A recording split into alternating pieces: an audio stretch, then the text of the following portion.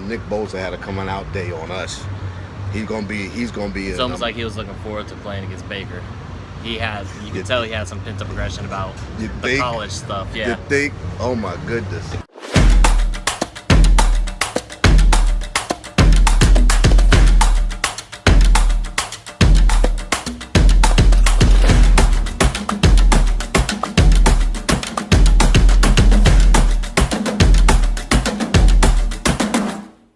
What's up, y'all? That's Anthony Sellers. That's Eric Jordan. And this is Browns in Our Blood. Yes. And we're out here in beautiful downtown Morgantown, West Virginia. A lot of traffic. Browns fans in Steeler country. But yeah, let's just jump right into it, man. It was ugly. It was really. I'm actually still waiting on them to show up. I didn't realize it was a game. Yeah, it was pretty bad. Yeah, it was bad. It was pretty bad. So what's your thoughts, man? And we are, just so you know, if you don't know, I'm pretty sure all you know, we're talking about the beating our Cleveland Browns took against the Rams. Or no, 49ers. Yeah, against the 49ers on Monday Night Football. Yeah. And I have no thoughts. I mean, what can you say? Yeah. Other than they didn't show up, what can you say? Man, when we say didn't show up, I'll tell you, we just got beat by a better team. Plain simple. They were outcoached. Outcoached, but I mean, they showed up on all levels of the game. Yeah. Ran the ball down our throat. Their defense, I mean, Nick Bosa had a coming out day on us. He's gonna be. It's almost like he was looking forward to playing against Baker. You could tell he had some pent up aggression about the college stuff. Yeah. You think? Oh my goodness. I mean, we could have that because we live here in Big 12 country. You know, we all Mountaineers here, so we had to play against Baker all through the Big 12, saw him twice a year. But man, he never did what he did to us. He did Ohio State, which is kind of crazy because that's who we play for now in the state of Cleveland, Ohio. I mean, the state of Ohio. Right. But Bosa's gonna be a beast. He's gonna be a beast, and he waited till play us on Monday Night Football to come out. Just crazy. Richard Sherman he got a lot of leadership. First things first. I want to apologize to all the San Francisco 49er fans. I was definitely sleeping. I was definitely sleeping. I said Fugazi on the last episode. I didn't believe in your wins. I believe in y'all now. Yeah, I told you to calm that, didn't I? Yeah, you did. But you know me, I get super fan mode sometimes. But boy, like they played so good. I think if we would have brought our A game, we still would have been in a fight. Yeah, it was just a downward spiral the whole game. Yeah, and it started that first possession. Right. You know, you had that first play. The first play they had the ball for San Fran. Yeah, for San Fran. Yeah, but like for their us, first play. For us, it was like that first possession, that third down that didn't convert because his foot was out of bounds, and then they get the ball, first play, 88 yards, touchdown, and then the very next play after that, interception. Yeah. I mean, right there, that was like, you saw the dam breaking, and then Callaway's bobble into an interception, the whole dam broke, and just the water flooded down, and that was it. That first interception that Sherman got, that close to being a touchdown for us. I'm telling you, that ball, because I know Sherman had to ice his body. As old as he is, the way he stretched out for that ball to jump, I know he felt that the next day because it was that close to being a touchdown for us. Baker made the right read, almost made the right throw. But I know Baker's taking a lot of hit, and that's what comes when you get all the endorsements and you get all the national attention. It just comes with the territory. But I can't put that whole thing on him, man. That offensive line. It wasn't just the offensive line. It was the whole team. Yeah. Like the whole team looked like shit, for lack of a better term. They did. Defense could have stopped the run, but some defense did make some stops. They did make some stops. Yeah, but they were on the field the whole game. Yeah. Like literally the whole game. What do you expect? Yeah. I mean, I can't. That's what I'm saying, man. If anybody gets a failing grade for me this week, it's the offensive line. Man. We got to deal with that. We got to address that some kind of how. We might not be able to address it till next year in the draft and off season, but that's something that has to be addressed. Yeah, it definitely needs addressed. I've seen a lot of talk about like the coaching schemes and protection plans and stuff like that too, which falls on the coaches and stuff and the position coaches. So I'm wondering like if it's just a whole organizational thing right now. Yeah, I mean it has to be a little bit, I think, because I know they're not young in age, but they're young in the new capacity that they're in. And I'm specifically talking about Freddie Kitchens. Freddie this is his first time as a head coach. I still believe in Freddie. There's something about his demeanor that I like, scheme-wise and stuff like that. We know he was a good offensive coordinator. I saw it last year. The juggling the two roles might be having an issue with him, but whether it's him having to get new coaches in new positions, letting some coaches go, hiring new coaches, I still believe in Freddie Kitchens. Yeah, I do too. You gotta wonder, like, it's an all-encompassing thing, because you think about it, 3 out of 5 games they looked bad. Like, everything about it looked bad. It just looked like bad coaching, bad planning. So I haven't seen nothing look this bad. Well, no. Tennessee was, the first game was pretty damn bad. Tennessee was all right to the fourth quarter, and then the rails came out. Right. So I mean, right. Yeah. Like that was good until the fourth. It was all right to the fourth quarter, and then this one, it was literally the whole game. Yeah. On national TV, the whole game on Monday Night Football. Just gave everybody, every sports announcer, every sports talk show, ammunition. They just love it when we do bad. Yeah. From Kylan Hurd to Stephen A. It's one of those things, man. It is what it is at this point now. Well, it's still growing pains. I really truly believe it's still growing pains. Like we said, all this national talk and all this super hypeness, all about it. We didn't buy into that. Now, can we still win the division? Oh yeah, yes, and that's a playoff berth. But the AFC North is probably like one of the weaker divisions this year. If you look at how everything's gone down, I'll take it however I get it. 0-16, I'll take it however I get it. That's true too. Football, man, shoot. And it still ain't gonna be no cakewalk, because Baltimore's they're not gonna be as easy to beat as we beat them this first time.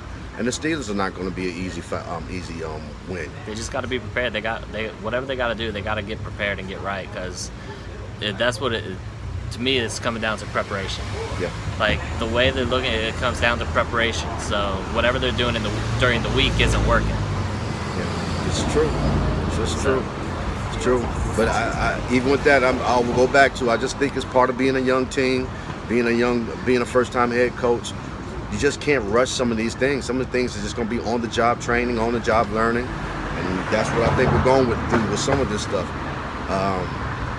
But yeah, we got taken out to the back shed on national TV and gave us the business. Yeah. So 49ers, y'all the real deal.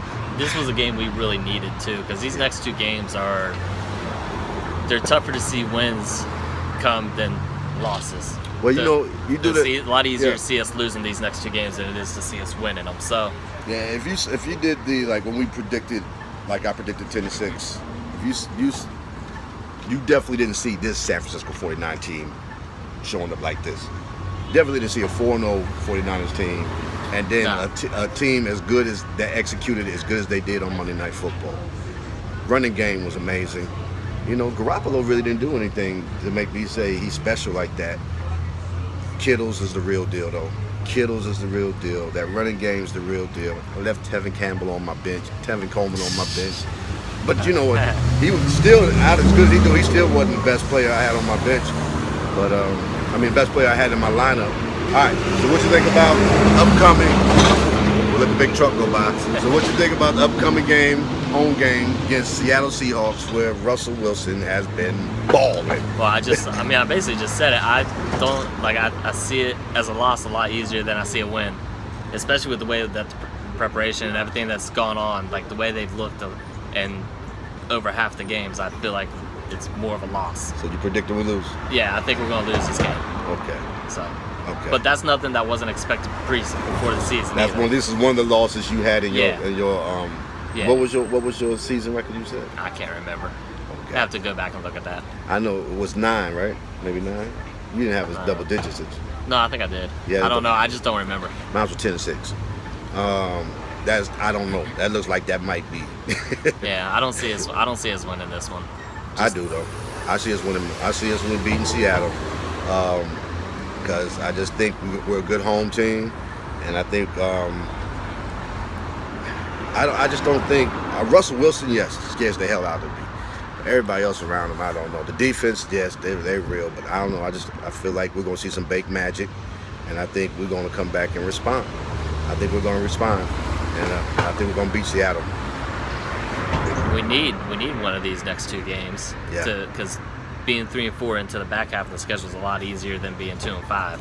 So we need one of them, but I don't see it. The way that Seattle plays and stuff, so they look good. Yeah, it's just one of those games I just don't see us winning. Y'all know me. I drink the Kool-Aid.